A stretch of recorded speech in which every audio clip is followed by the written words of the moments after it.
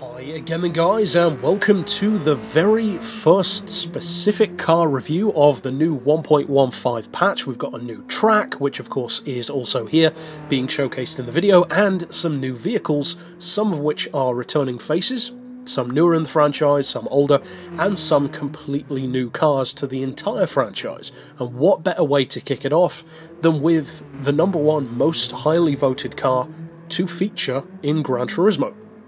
And that is the BMW E30 M3. This is a car which, to be fair, I'm surprised they haven't added already. It seems like an obvious choice to go for, especially given how many BMW models have always been featured on the game. But for whatever reasons, they've never had it. It makes a great rival, or at least it would have, on older games to stuff like the 190E, the Quattro, the Delta.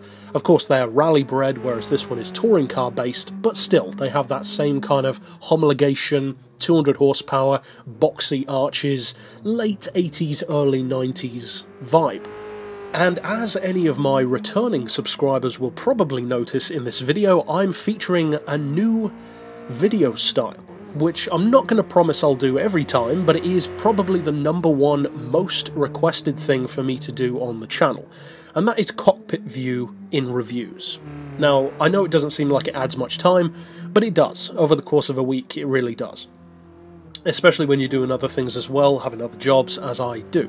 But for the moment, with reduced production as well, due to laptop issues, I'm trying it out, we're going to see how it goes, and, well, just that, see how it goes. So after such a long wait to have the car in the franchise, does it live up not only to what people want it to be like, but also to its real-world hype, given that this is the birth of the BMW driver's car as we now know it. The M car, if you will, the M3, the very first one.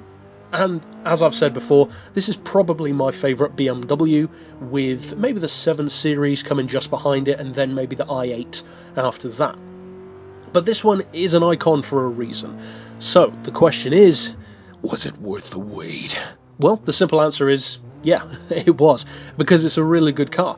It's an excellent one, actually. Now, the handling took me kind of by surprise initially, because as you can see from the Milo at the bottom of the screen, this is pretty much my first time driving the car. I took a single corner, exited the race to change the camera view, which is probably the only gripe I have about this car. If you select in the options menu to have the close chase cam, it's way too close to the car, and also, strangely, very low to the road as well. So I'm not sure what's happened there, but for whatever reasons I had to change that around. Of course, if you do use cockpit cam, it's not an issue anyway.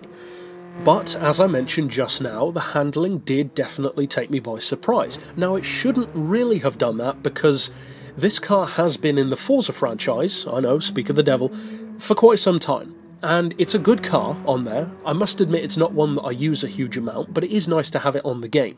And the handling is also very similar on there to what it is on GT Sport now, so it shouldn't really have surprised me.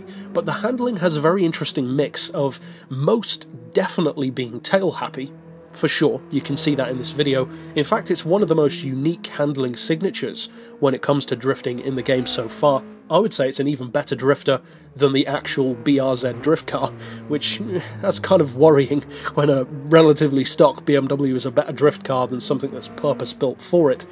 But, be that as it may, the handling treads the very fine line between initiating drifts very easily and being very playful, but at the same time it is a very controlled car. The drifts are very easy to maintain, depending of course on how you tune it, but my diff settings are just the stock race settings, so I didn't even have to do that much to it. I've lowered it, dropped the weight as far as you can go, it's on sports softs, and it's got fractionally more power, but it's still only like 240, it's still in N200.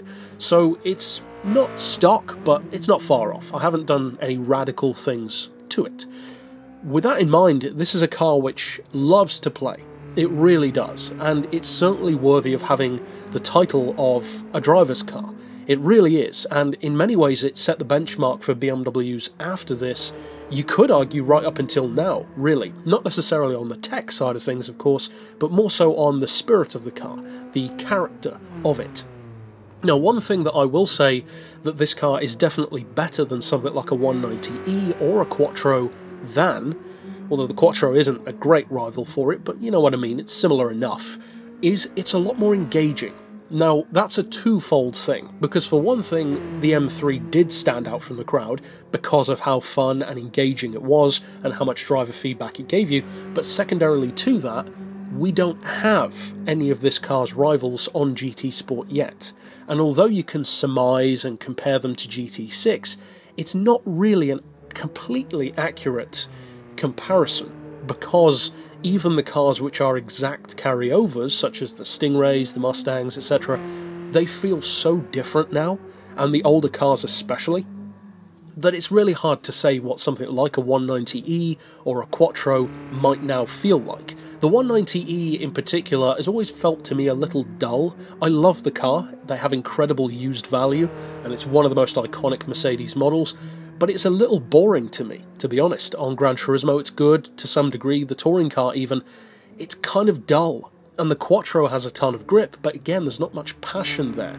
It feels almost a little clinical, really. And I do love the Quattro as well, don't get me wrong, but the M3, partially due to the fact that it's legitimately a car like that, but also partially due to the game being better, it feels fantastic. Now the sound is great, I love the change of the gear shift. Incidentally, I left the stock gearbox in it, which helps with that. It doesn't have the straight cut whine of a race gearbox, and also the gear shifts aren't quite as efficient, so instead of moving up through the gears in more of a typical race car style, you've got that little bump after you change, like a after you change up a gear or down a gear, and that sounds great on this car.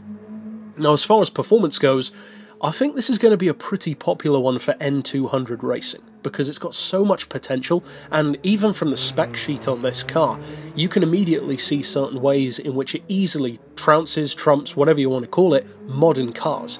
It only weighs 1,200 kilos. That's outstanding for a coupe of its size, and these days, due to tech and safety and all those kind of annoying things, cars weigh a lot more now, generally speaking. But the fact that it has only 1,200 kilos to carry around means that even though you're only putting out 234 horsepower, because this is the Sport Evo version, which is more powerful, I believe the entry level had about 200, and then I think there's a version with about 215 or 220, and then there's this one, which is the top of the tree. It has a larger chin splitter, the more pronounced rear wing, and the full 234 horsepower. It puts out 176 pound-feet of torque, so it's not an overly torquey engine, even though it is a 2.5 litre, so in kind of a weird way, it feels a little bit like a DC2 Integra in terms of its engine. It likes to be worked very hard, it's very high revving, more powerful though than a DC2, but it's almost like the rear-wheel drive equivalent to it, or the Integra is the front-wheel drive equivalent to this, since this one came out first, in terms of how enjoyable they are to drive, how much of a raw, bare-bones appeal both cars have, and just how immensely fun both of them are. Now, the horsepower per tonne is still great because that weight is so low. It's an easily hot hatch rivaling 195, and the only downside, I guess, really is the price. It's pretty expensive at 200 grand, but if there was ever a car like this to deserve a price like that, it's this one, especially given that you can easily pay that kind of money in the real world for one of these. I recently saw one for sale for £150,000. Pretty ridiculous, but at the same time, kind of understandable. It is a legend, after all. But that's it for this pick overall. Of course, stick around on the channel for tuning and breakdowns of every single car from the new pack. And for now, as always, thanks for watching.